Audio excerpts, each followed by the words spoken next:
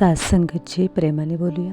धन निरंकारची सात्संगतची. आज आपण सेवा, सत्संग आणि नामस्मरण यांचं आपल्या जीवनामध्ये काय महत्त्व आहे हे आपण जाणून घेऊयात. चला तर मग व्हिडिओला सुरुवात करूयात. बघा की भगवद्गीता आहे, शास्त्र आहेत, पुराण आहेत. त्याच्यामध्ये सेवा, सत्संग आणि सुमिरन याला एक अद्वितीय महत्त्व दिलं गेलेलं आहे. कारण भक्ती करत असताना हा त्रिवेणी संगम खूप महत्त्वाचा आहे. कारण या तिन्हीमधील एकही गोष्ट जर कमी पडली तरीही त्याचा काहीही फायदा होत नाही. कारण या तिन्हीही गोष्टी भक्तीमध्ये खूप महत्त्वाच्या आहेत. सेवा, सत्संग आणि नामस्मरण. त्यामध्ये सर्वप्रथम आहे ते म्हणजे सत्संग. कारण जोपर्यंत आपण सत्संग करत नाही तोपर्यंत आपला पाया पक्का होत नाही. भक्तीचा पक्का पाया हा आपल्या सत्संगमुळे होत असतो. मग बघा, सत्संग, सत्याचा संग, त्याचे दोन अर्थ आहेत. एक म्हणजे साधू संतांच्या सहवासात जाऊन केलेला संग, आणि दुसरा जो अर्थ आहे तो म्हणजे आपण सतत परमेश्वराला आपल्या सोबत ठेवणे, हा जो दुसरा अर्थ आहे. पहिला जो अर्थ आहे त्याच्यामध्ये आपण सत्संग करतो, सत्संगामध्ये जातो आणि तिथे काही चार गोष्टी चांगल्या आपण ऐकत असतो आणि त्याचा आपल्या जीवनामध्ये, व्यवहारामध्ये आपण उपयोग करत असतो. परंतु जे आपलं रेग्युलर लाईफ आहे, सत्संगमध्ये आपण जेव्हा जातो त्यावेळी किती एक वेळापुरतं जातो, 1-2 तासापुरतं आपण सत्संगमध्ये जात असतो. परंतु उर्वरित जो वेळ आहे तो सुद्धा आपला सत्संगच झाला पाहिजे. सत्संग अर्थात सत्याचा संग, सत्य परमेश्वराचा संग. म्हणजेच काय तर ह्या सद्गुरूनं जो निरंकार प्रभू परमात्मा आहे त्याची ओळख करून दिलेली आहे.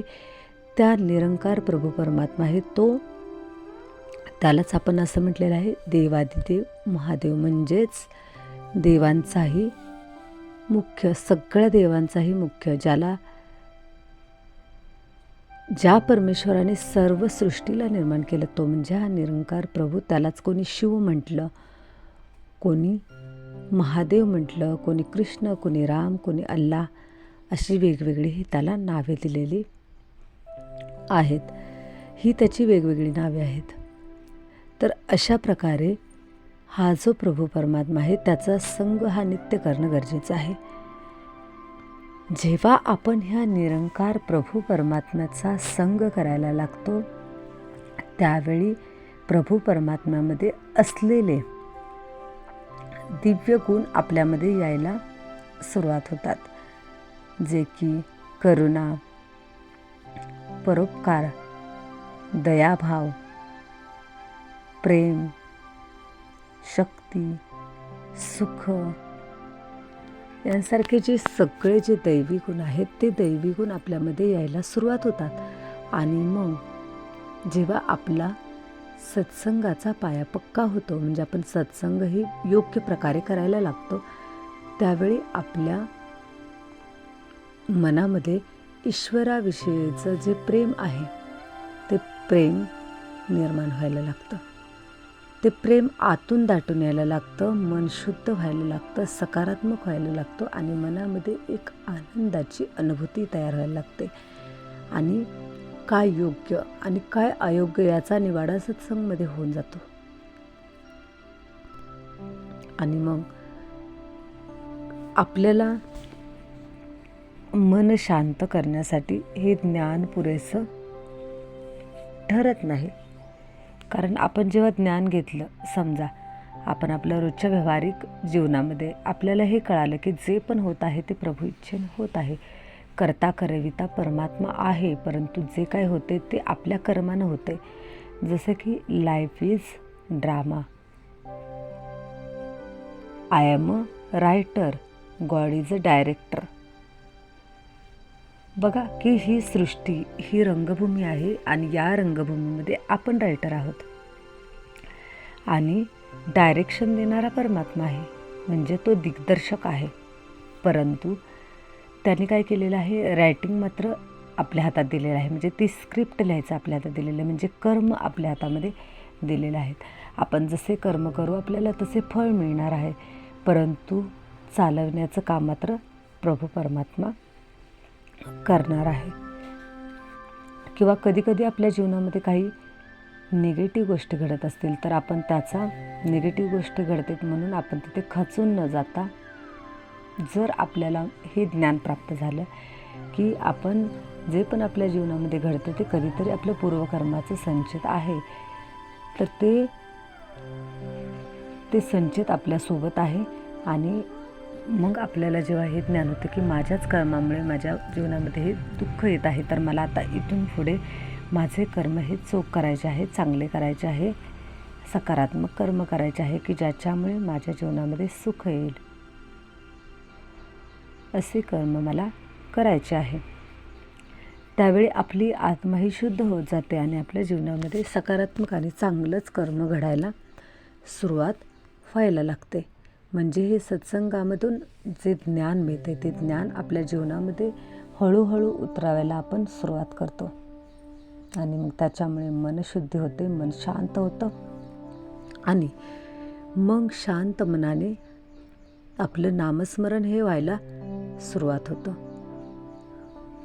मग जेव्हा आपण शांत मनाने नामस्मरण करतो त्यावेळी आपल्या आत्म्यामध्ये एक वेगळ्या प्रकारची शक्ती जागृत व्हायला सुरुवात होते, आपली आत्मा शक्तिशाली होत असते. बघा की आपण म्हणतो की जेव्हा आपण एखादा मोबाईल आहे त्या मोबाईलची बॅटरी जेव्हा आपण वापरतो तेव्हा ती बॅटरी डिस्चार्ज होत असते. मग त्या डिस्चार्ज बॅटरीला आपल्याला पुन्हा काय करायला लागतं, तर चार्जिंग करावं लागतं. तसंच आपली आत्मरूपी बॅटरी डिस्चार्ज होत असते, कारण जीवन जगत असताना काही चांगले किस्से घडतात, काही वाईट किस्से घडत असतात त्याच्यामुळे. आणि दिवसभर आपण जेव्हा काम करत असतो त्यावेळेस आपली बॅटरी ही पूर्णपणे डिस्चार्ज होत असते. म्हणून आपण काय करतो, जेव्हा झोपल्यानंतर आपल्याला पुन्हा सकाळी उठल्यानंतर फ्रेश वाटतं, म्हणजे आपली बॅटरी ही सकाळच्या वारी पुन्हा चार्ज झालेली असते. अगदी तसंच ज्यावेळी आपण नामस्मरण करतो त्यावेळेस आपली झालेली डिस्चार्ज बॅटरी, आत्मरूपी बॅटरी पुन्हा चार्ज व्हायला लागते. आणि त्याच्यामुळे जे आपल्याला कधीकधी एखादा फोडून ज्यावेळेस आपल्याला एखादी व्यक्ती वाईट वागते परंतु आपल्यामध्ये तेव्हा शक्ती नसते, तर ती शक्ती जागृत करण्याचं काम हे नामस्मरण करत असतं. म्हणजे आपल्यामध्ये बॅटरी चार्ज करण्याचं काम हे नामस्मरण करत असतं. जर आपली बॅटरी, आत्मरूपी बॅटरी जर चार्ज असेल तर त्यावेळेस कोणतीही घटना जरी समोरून आली, एखादा व्यक्ती जरी समोरून आपल्याला त्रास देत असेल तरी आपल्यामध्ये सहनशीलता असण्यासाठी आपल्याला काय गरजेचं आहे, तर आत्मरूपी बॅटरी ही चार्ज असणं गरजेचं आहे. आपण आतापर्यंत पाहिलेलं आहे की साधू संत होऊन गेले, साधू संतांच्यामध्ये एवढी सहनशीलता कशी होती, तर त्यांचं सतत मन हे परमात्म्याच्या आठवणीमध्ये डुबलेलं होतं, त्यामुळे त्यांची बॅटरी सतत ही चार्जच होती. तर आपल्यालासुद्धा परमात्म्याच्या आठवणीमध्ये डुबून जायचं आहे. मग त्यासाठी नामस्मरण आणि नामस्मरणासोबत थोडंसं ध्यान, या दोन्ही गोष्टींचा आधार घेऊन आपल्याला नामस्मरण हे पक्कं करायचं आहे. त्याच्यानंतर जेव्हा आपण नामस्मरण आपलं हे चांगल्या पद्धतीनं व्हायला सुरुवात होईल, शक्तिशाली नामस्मरण व्हायला सुरुवात होईल, ज्याच्यामध्ये कोणत्याही प्रकारची खोट नाही, अतिशय शुद्ध पद्धतीने हे नामस्मरण व्हायला सुरुवात होईल, त्यावेळेस हे शुद्ध नामस्मरणच आपल्याला पुन्हा सेवेसाठी उपयोगी पडणार आहे. कारण बघा, सेवा तेव्हाच होते जेव्हा आपली सत्संग पक्की असते, नामस्मरण पक्का असतं आणि त्याच वेळी आपल्याकडून सेवा ही चांगल्या पद्धतीने घडायला सुरुवात होते. कारण का, सेवा त्यालाच म्हटलेलं आहे, निस्वार्थी भावनेनं केलेलं कर्म म्हणजेच सेवा. पण आपल्या मनामध्ये जर सतत मीपणाचे किंवा मला हवं हा जो भाव असेल, जो की भाव निगेटिव्ह आहे आणि तो आपल्यामध्ये आपली बॅटरी डिस्चार्ज करतो आहे, तर आपल्या मनामध्ये जोपर्यंत सकारात्मक एनर्जी तयार होत नाही तोपर्यंत आपण सेवासुद्धा करू शकत नाही. कारण आपण जरी सेवा करायला बसलो तरी आपल्या मनामध्ये कर्ताभाव जागृत होतो की हे मी केलं, माझ्यामुळेच हे घडलं, मीच केलं हे, असं आपल्यामध्ये वाटायला लागतं. कारण भगवद्गीतेमध्ये सांगितलेलंच आहे की कर्मफळाची अपेक्षा न करता केलेलं शुद्ध कर्म म्हणजे सेवा आहे. सेवा त्यालाच म्हटलेलं आहे की म्हणजे आपण कर्म तर करायचं आहे, परंतु त्या कर्मामध्ये स्वतःच्या फळाची अपेक्षा नाही, तर आपण इतरांना सुख देण्याची भावना मनामध्ये जेव्हा जागृत होते तेव्हा त्याला सेवा म्हटलेलं आहे. तर अशा पद्धतीनं ही सेवा जर घडली तर ह्या सेवेचं फळ आपल्याला मिळतं आणि मन आपलं शांत राहतं. म्हणून ह्या तीनही गोष्ट खूप जागरूकतेने आणि आपल्या मनामध्ये ज्ञानाची ज्योत आपल्यासोबत ठेवून आपल्याला करायचं आहे.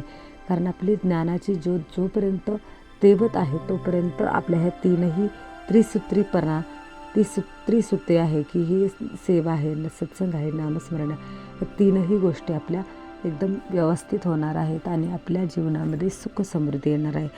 कारण आपण जी भक्ती करतो त्या भक्तीचा उद्देश आहे आपल्या जीवनामध्ये सुख समृद्धी प्राप्त करणे. परंतु ह्या तीनही गोष्टी जर आपल्याला प्राप्त करायच्या असेल तर त्याचं योग्य ज्ञानसुद्धा असणं गरजेचं आहे. तर हे नेमकं काय आहे, सेवा काय आहे, सत्संग काय आहे, नामस्मरण काय आहे आणि तीनही गोष्टी एकमेकावरती कशा पद्धतीने अवलंबून आहेत, या तीनही गोष्टी एकत्र का असणे गरजेचं आहे हे आपण आजच्या ह्या व्हिडिओमध्ये आपण समजून घेतलेलं आहे. तर आजचा हा व्हिडिओ आपण इथेच थांबूयात. धन निरंकारची.